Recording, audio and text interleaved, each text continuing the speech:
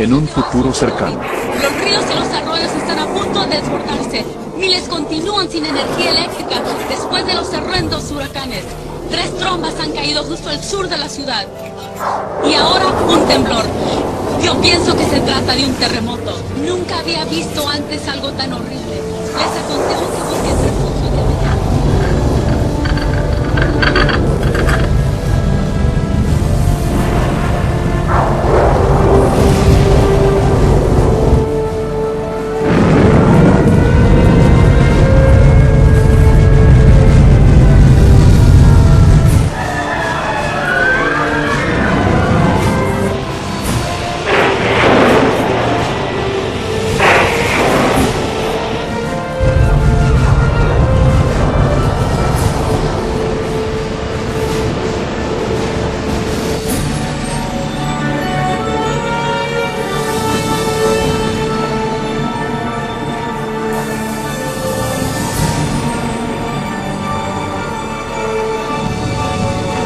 Oye, mami, Él es Jesús.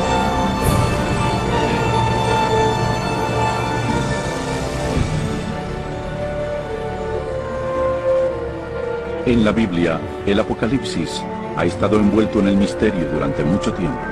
Textos antiguos, números crípticos e imágenes simbólicas que pintan algo pavoroso que está por venir.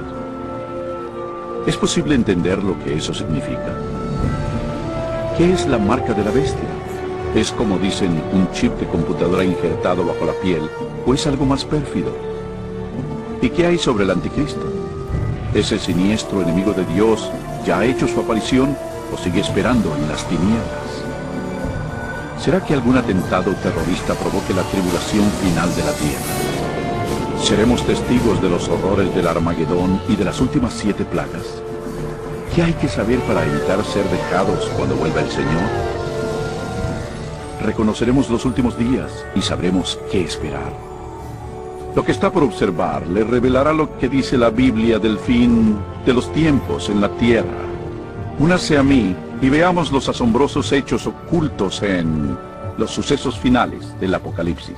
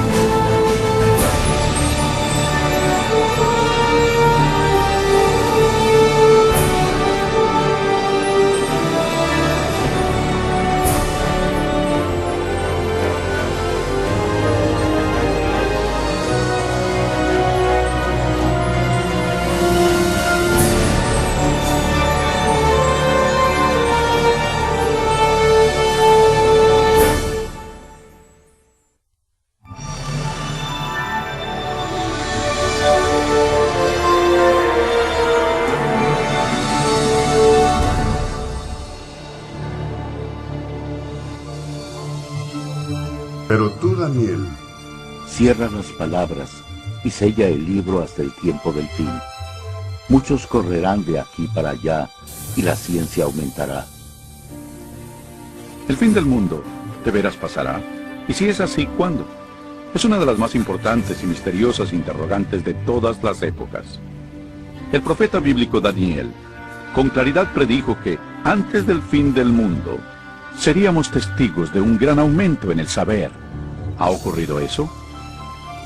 Piense, por ejemplo, cuánto han cambiado recientemente los medios de transporte. En 60 siglos, el hombre no pudo viajar más rápido que el caballo. Los viajes que requerían meses, ahora se realizan en minutos.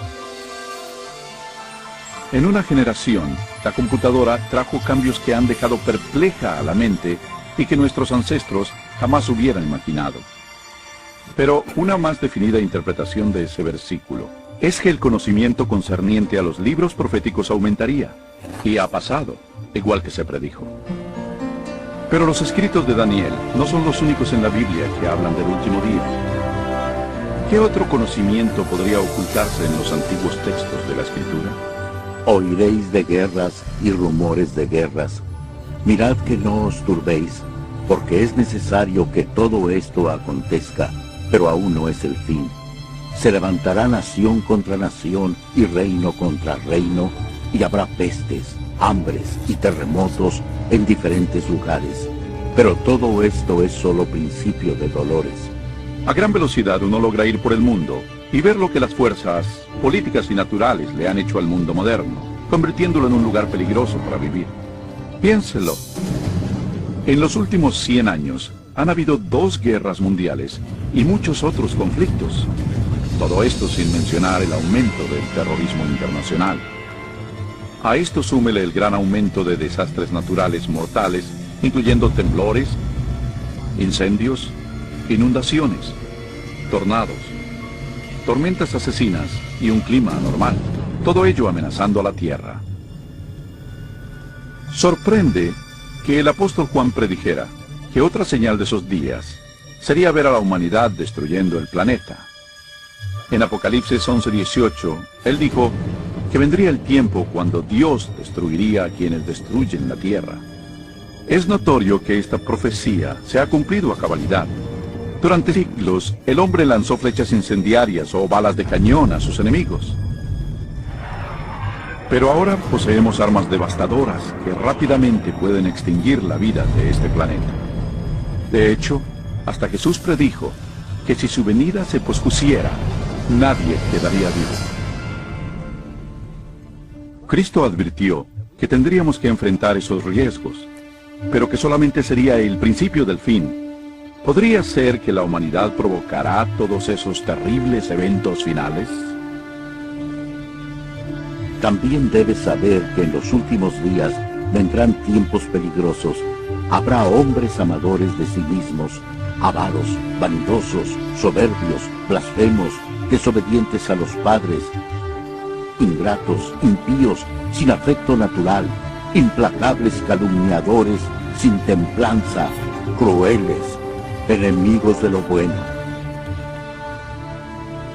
Cualquiera que haya vivido en las pasadas décadas no negará el constante y atemorizante derrumbe moral de la sociedad moderna. Cada generación rebaja las normas de una conducta aceptable. Como resultado, la siguiente generación actúa con normas morales más bajas que la anterior. Y por desgracia, parece no tener fin esa tendencia vergonzosa. En los días de Noé, el deterioro moral crónico condujo a la época de Lot. La vida depravada en Sodoma y Gomorra provocó la destrucción de estas 2 ciudades con fuego del cielo. Asimismo, como sucedió en los días de Lot, cuando comían, bebían, compraban, vendían, plantaban, edificaban, pero el día en que Lot salió de Sodoma, llovió del cielo fuego y azufre, y los destruyó a todos. Así será el día en que el Hijo del Hombre se manifieste. Entonces, en nuestros días, la inmoralidad y la perversión podrán de nuevo provocar los juicios celestiales. Junto con la decadencia moral, la Biblia nos advierte que, en los días finales, habrá un aumento trágico del espiritismo y lo esotérico. Pero el Espíritu dice claramente que, en los últimos tiempos, algunos apostatarán de la fe, escuchando a espíritus engañadores y a doctrinas de demonios. La práctica de comunicarse con los difuntos, prohibida por las Escrituras, se está volviendo algo aceptado, aún en las modernas iglesias. Los programas de televisión y las películas con temas de brujería y ocultismo se han vuelto muy populares, especialmente entre los jóvenes. A pesar del rampante espiritismo e inmoralidad, la Biblia dice que donde abundó el pecado, la gracia abundó aún más. Y un excitante punto luminoso de los días finales es la promesa de Jesús de que previo a su regreso, el Evangelio iría a todo el mundo. Y será predicado este Evangelio del reino en todo el mundo, para testimonio a todas las naciones, y entonces vendrá el fin. La aparentemente insuperable tarea de comunicar el Evangelio a los 4 puntos cardinales se está volviendo una realidad. A través de los misioneros, libros, grabaciones, difusión satelital e Internet, El Evangelio llega rápidamente a todo el mundo. El mensaje de la salvación nunca tuvo una distribución tan amplia como ahora. La Biblia revela que es obvio que vivimos los últimos días de la tierra. El ascenso del saber, la inestabilidad, la declinación moral y el explosivo interés en lo esotérico testifican que el fin se acerca. Las últimas señales ya se están cumpliendo. Pero hay más. La Biblia también nos advierte que son estas fuerzas opuestas de bien y mal las que finalmente traerán al mundo la batalla del Armagedón. Pronto, en algún punto, una desconocida crisis mundial llevará a todo el planeta a los más aterradores sucesos que el mundo haya visto. Porque habrá entonces gran tribulación, cual no la ha habido desde el principio del mundo hasta ahora, ni la habrá. ¿Qué catástrofe desatará esa crisis final y cuándo pasará? ¿Podría ser un acto devastador de terrorismo? ¿Algún colapso económico internacional? Posiblemente un temblor, un asteroide u otro cataclismo. Quizás una desgracia con productos químicos o una mortal plaga biológica. Posiblemente una combinación de esos desastres. Pero aunque la Biblia no revela con exactitud ese suceso, sí revela las dramáticas escenas que le seguirán. Aprenderá en nuestra siguiente sección mucho más de estos insólitos eventos, algo aterrador que inclusive la mayoría de los cristianos no están preparados para enfrentar.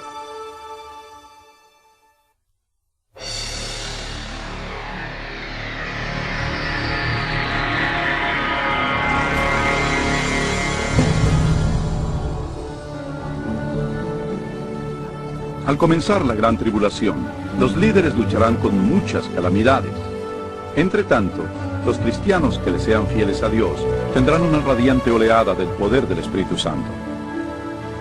Después de esto, vi a otro ángel que descendía del cielo con gran poder, y la tierra fue alumbrada con su gloria.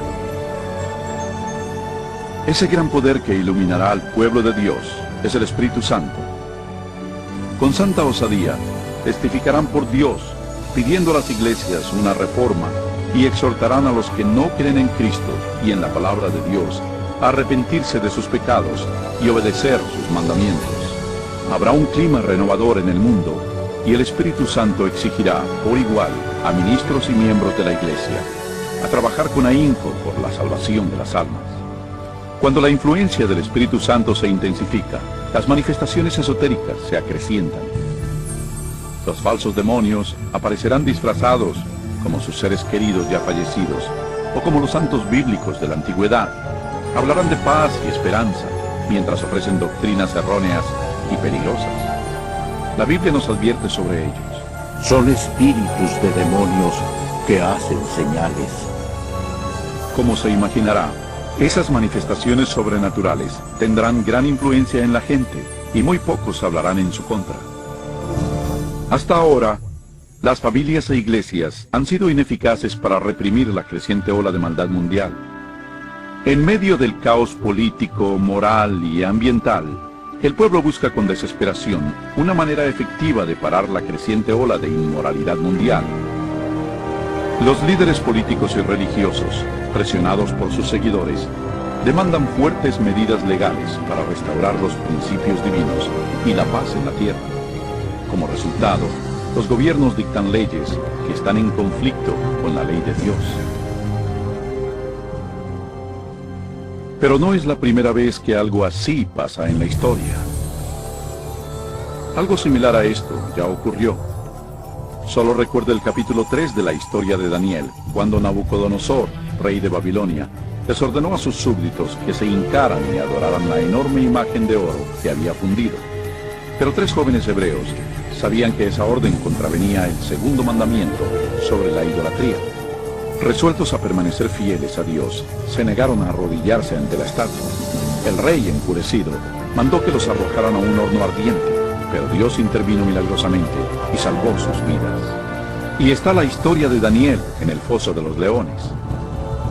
Recuerdan al rey de Persia que emitió una ley para que se le adorara solo a él y a ningún otro dios durante 30 días. Pero Daniel sabía que esa ley significaba que tenía que violar el primer mandamiento. Así que Daniel, valerosamente, siguió su costumbre de orar diario y abiertamente a Dios, aún arriesgando su vida. Sus enemigos pronto le informaron al rey de su desacato, quien de mala gana hizo que arrojaran a su fiel siervo al foso de los leones. Pero otra vez se manifestó el poder de Dios y le salvó. Igualmente en los días finales, dice Apocalipsis, que un poder malvado obligará a los gobiernos del mundo a dictar leyes sobre cómo la gente debe venerar a Dios.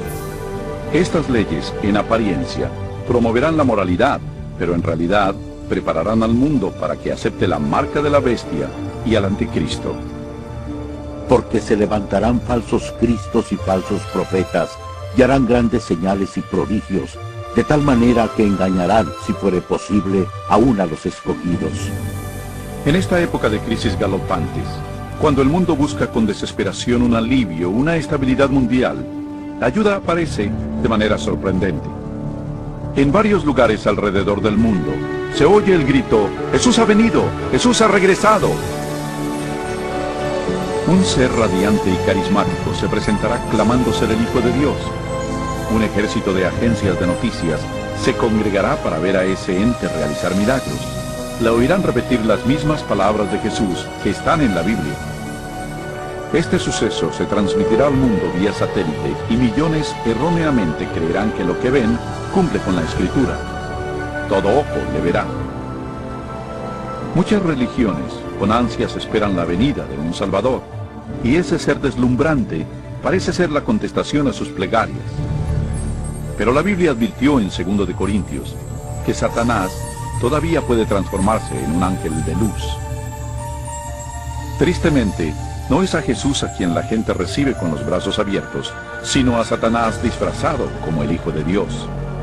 Al hacerlo, el diablo es capaz de unir a los pobladores del mundo y reforzar su falso culto de adoración.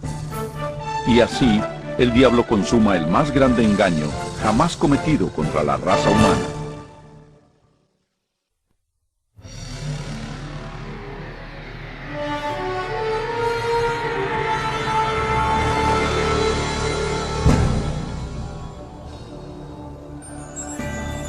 Los engaños de Satanás son una poderosa fuerza motivadora en el mundo. La mayoría de los líderes espirituales aceptan al gran impostor, así como al falso culto que promueve.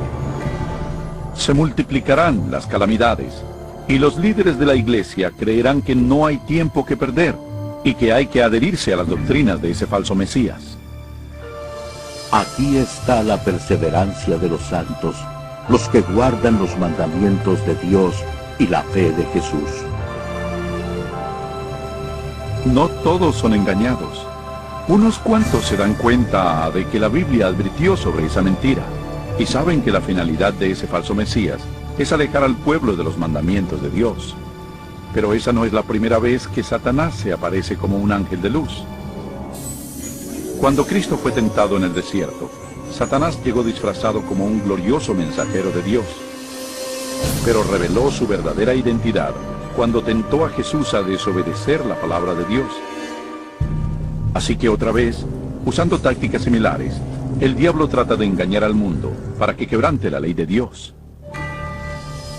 Ninguno puede servir a dos señores, porque odiará al uno y amará al otro, o estimará al uno y menospreciará al otro. El mundo está siendo llevado a una época de decisión. El falso Cristo y la lucha mundial lo están polarizando en dos grupos: aquellos que siguen la Biblia y aquellos que siguen a la bestia. La ansiedad llena el corazón de las personas, y la religión es el tópico supremo en todas las mentes. En las entrevistas de radio y televisión y en los debates en las cortes, los seguidores de Dios son llevados ante los líderes del mundo, donde con elocuencia dan las razones bíblicas de su oposición a las falsas doctrinas que les imponen a las masas. Los mandamientos y el culto verdadero son el centro de cada debate. Movidos por el Espíritu Santo y los apremiantes razonamientos bíblicos de los siervos de Dios, miles abandonan sus iglesias sin vida y toman su lugar con los impopulares, pero verdaderos seguidores de Jesús. La pregunta, ¿obedecer a Dios o al hombre? ¿La tradición popular o la escritura? Polariza al mundo en uno de dos grupos. En un lado, aquellos que reciben el sello de Dios, y en el otro, los que reciben la marca de la bestia. El que es injusto, sea injusto todavía. El que es impuro, sea impuro todavía. El que es justo, practique la justicia todavía. Y el que es santo, santifíquese más todavía. Este texto en Apocalipsis nos anticipa el suceso siguiente, cuando cada hombre, mujer y niño tomará su decisión final, por o contra Cristo. Al lado de Dios estarán los que siguieron fieles a su palabra, a pesar de la intensa oposición. En el otro estarán aquellos que abrazaron la religión del hombre. Igual que fue sellada la puerta del arca de Noé antes del diluvio, la puerta de la misericordia se cerrará para el mundo, y la gracia de Dios no caerá sobre el perdido. La segunda venida de Cristo es inminente, pero antes, el mundo experimentará la más devastadora serie de plagas que hayan caído sobre la humanidad. Entonces oí desde el templo una gran voz que decía a los 7 ángeles: Id y derramad sobre la tierra las 7 copas de la ira de Dios. Fue el primero y derramó su copa sobre la tierra, y vino una úlcera maligna y pestilente sobre los hombres que tenían la marca de la bestia y que adoraban su imagen. La fe de que todo mejore es destruida cuando las 7 plagas del Apocalipsis caigan sobre el mundo en rápida sucesión. Serán los más horribles flagelos jamás vistos o que jamás se verán. La primera plaga es en extremo dolorosa y horrible, ya que brotará y le causará agudos dolores al perdido. Rápidamente le seguirán 6 plagas más. Se convertirá en sangre el agua del mar y los ríos. El sol calcinará a los hombres con un calor intenso. Plaga tras plaga caerá, y el terror reinará en los pueblos del mundo víctimas del pánico. Durante esos días, algunos de los que se salvaron se refugiarán en sitios desolados y remotos, y serán protegidos y abastecidos por los ángeles de Dios. Otros serán confinados en cárceles solitarias. Los olvidados por la humanidad no lo serán por Dios. Los que le sean fieles serán protegidos de las plagas, como los niños de Israel lo fueron durante las plagas de Egipto. Los creyentes pasarán por una época de temor y búsqueda del alma. Lo que predomina en sus mentes es una duda: ¿estamos bien con Dios? Por fin hallan la paz mental al confiar en las promesas de Dios. Entonces el dragón se llenó de ira contra la mujer y se fue a hacer la guerra contra el resto de la descendencia de ella, contra los que guardan los mandamientos de Dios y tienen el testimonio de Jesucristo. Persuadido por el falso Cristo, el miserable perdido cree que su única esperanza de evadir las plagas es eliminando a quienes se les oponen. Así que toman la decisión de ir a buscar y exterminar en un día al pueblo de Dios que firmemente apoya las Escrituras. Y así, en el campo de batalla, están quienes siguen las tradiciones de los hombres y veneran a la bestia, alineados contra los que aman a Jesús y obedecen sus mandamientos. Esta es la batalla final del Armagedón. Un mundo maligno le ha colmado a Dios la paciencia, y ahora Dios rescatará a sus hijos fieles.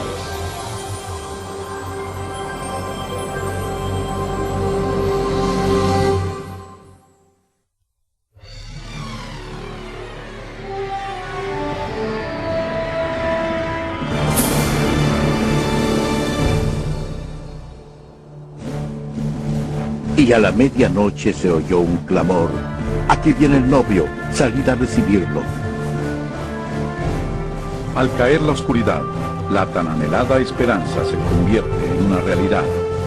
La imponente voz de Dios se escucha al decir: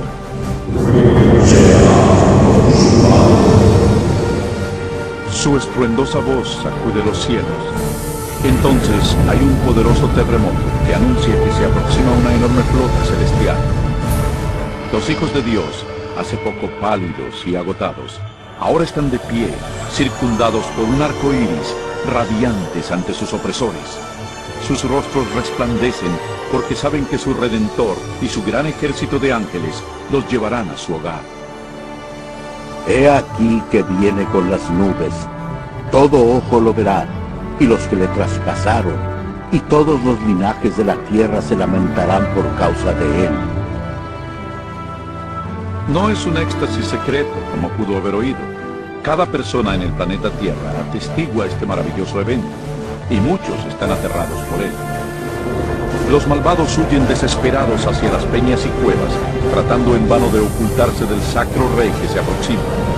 Y como lo prometió Jesús, los malvados que fueron importantes en su juicio y crucifixión, se erguirán en sus tumbas para verlo llegar en las nubes de gloria. El Señor mismo, con voz de mando, con voz de arcángel y con trompeta de Dios, descenderá del cielo. Entonces los muertos en Cristo resucitarán primero. El fuerte sonido de una trompeta se oye en los cielos, y la potente voz del Salvador llama a los santos de todas las generaciones, diciendo: Despertad, despertad, despertad, los que dormís en el polvo, y levantad. En todos los confines de la tierra, un gran ejército de santos se levanta de sus lechos polvorientos. Ahora lucen cuerpos lozanos, glorificados e inmortales, sin rastro de enfermedad o deformidades. Los que vivieron durante las tribulaciones también son transformados. En un instante se les dieron cuerpos nuevos, bellos e inmortales. Los malvados ven aterrados y con angustia el increíble espectáculo. Luego nosotros, los que vivimos, los que hayamos quedado, seremos arrebatados juntamente con ellos en las nubes para recibir al Señor en el aire, y así estaremos siempre con el Señor. Con el mundo convulso a sus pies, los redimidos huyen y se elevan por sobre la destrucción. Vuelan para reunirse con su Salvador entre nubes de ángeles. La tristeza, el pecado y el sufrimiento han quedado atrás para siempre. El velo que los separaba de su Señor fue removido para siempre, y ellos ven a su Dios y a sus ángeles celestiales frente a frente. Yacerán los muertos de Jehová en aquel día, desde un extremo de la tierra hasta el otro. No se hará lamentación, ni se recogerán, ni serán enterrados, sino que como estiércol quedarán sobre la faz de la tierra. Durante la segunda venida, el caos reina en el planeta. Entre el remolino de demonios y sus alaridos, los terremotos, los océanos hirvientes, el hundimiento de las islas y las nubes negras que abollan la tierra con sus gigantescos granizos. Los malvados que lograron sobrevivir a esas catástrofes pronto son destruidos por la luminosa presencia del Señor. Sus cadáveres yacen esparcidos por el desolado planeta. Por primera vez desde la creación, la Tierra está libre por completo de vida humana. Solo Satanás y sus ángeles caídos se quedaron para ver el resultado de su rebelión.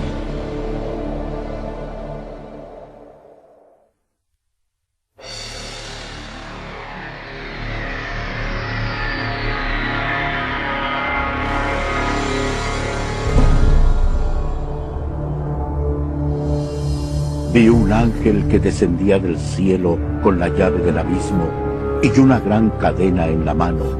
Prendió al dragón, la serpiente antigua, que es el diablo y Satanás, y lo ató por 1000 años. Rodeados por el mundo que arruinaron, Satanás y sus ángeles se ven a sí mismos confinados en la tierra por 1000 años. Están presos en este oscuro, desolado y abismal planeta. Acompañado solo por sus demonios, Satanás deberá esperar y meditar sobre su futuro castigo. Por todos lados ve ciudades derruidas, bosques quemados y osamentas. El terrible resultado de su guerra contra el cielo. Confinado en un enorme abismo, sin nadie a quien tentar o manipular, es totalmente miserable.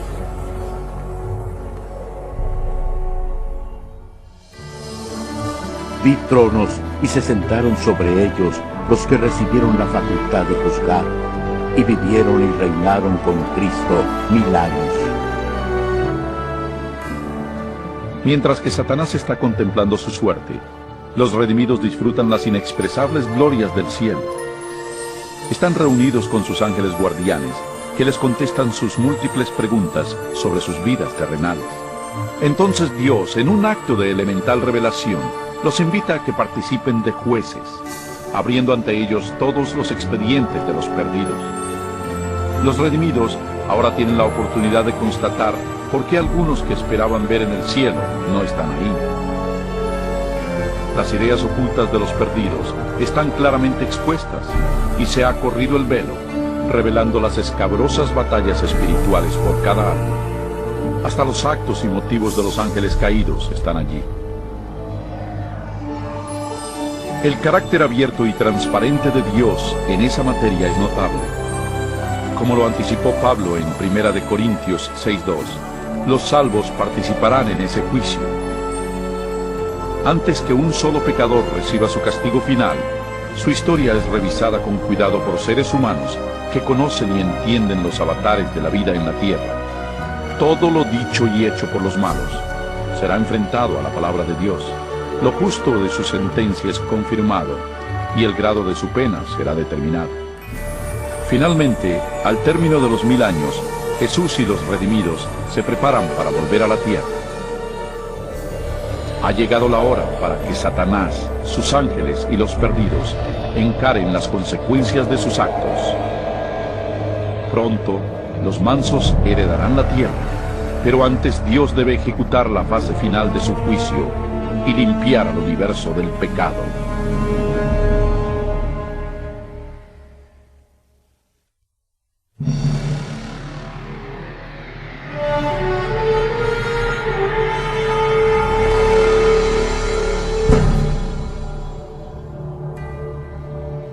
Y yo, Juan, vi la santa ciudad, la nueva Jerusalén, descender del cielo de parte de Dios, ataviada como una esposa hermoseada para su esposo.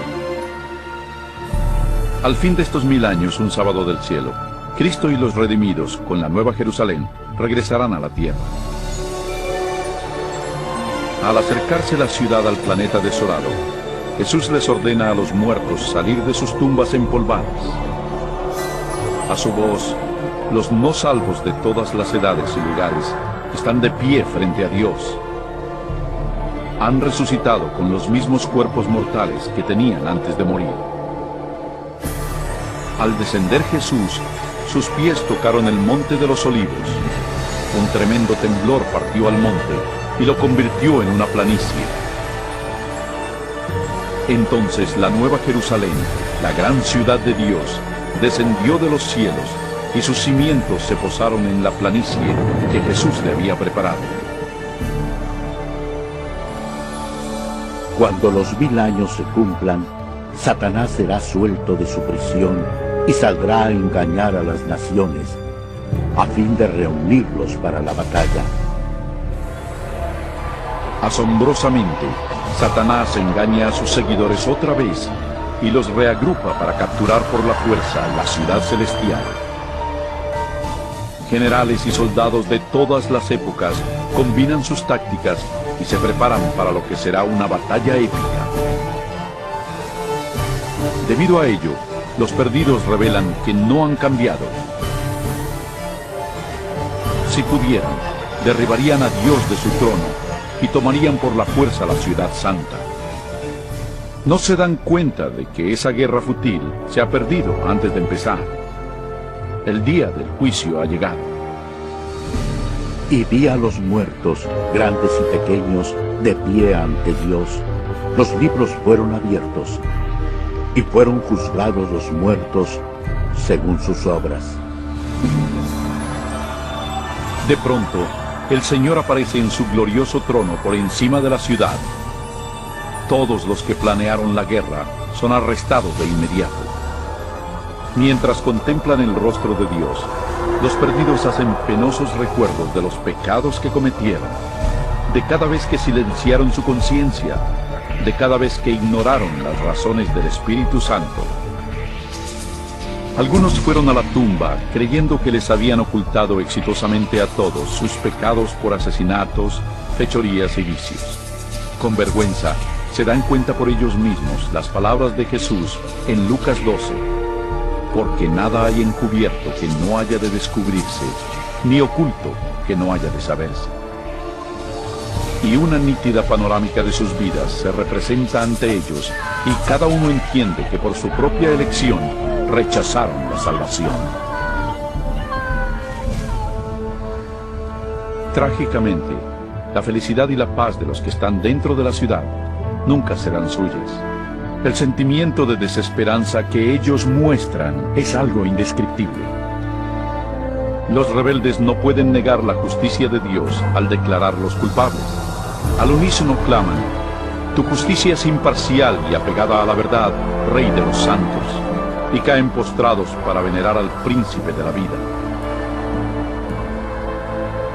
Subieron por la anchura de la tierra y rodearon el campamento de los santos y la ciudad amada, pero de Dios descendió fuego del cielo y los consumió. Finalmente, el plazo llega para los perdidos y enfrentarán las irreversibles consecuencias de sus actos. Sin aviso, fuego y azufre caen de los cielos. La tierra se requebraja y el fuego brota de las cavernas subterráneas. Y mientras ese infierno se engulle a los malos, los justos permanecen sanos y salvos dentro de las puertas de la Nueva Jerusalén.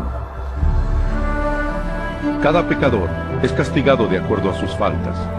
Aquellos con pocos pecados son destruidos pronto, y los que tienen delitos horripilantes contra la humanidad sufren más. Y Satanás, el instigador de todo, es forzado a sufrir al máximo. Para Dios, ajusticiar a los malvados es penoso, pero es algo que demanda su justicia divina. La pena del pecado es la muerte. En la cruz, Jesús sufrió su castigo final en nombre de todos los que aceptarían su sacrificio. Pero, oh tragedia, el perdido rechazó su regalo y debe pagar un atroz precio por sus pecados. Ciertamente viene el día, ardiente como un horno, y todos los soberbios serán estopa. Pisotearéis a los malos, los cuales serán ceniza bajo las plantas de vuestros pies. Y mientras se enfrían las últimas brasas del castigo, los ciudadanos del universo elevarán sus voces y alabarán a Dios, y el reinado de terror de Satanás se acabará. Con la paz en el cosmos, eterna y segura, Dios se abocará a la creación de un nuevo cielo y una nueva tierra.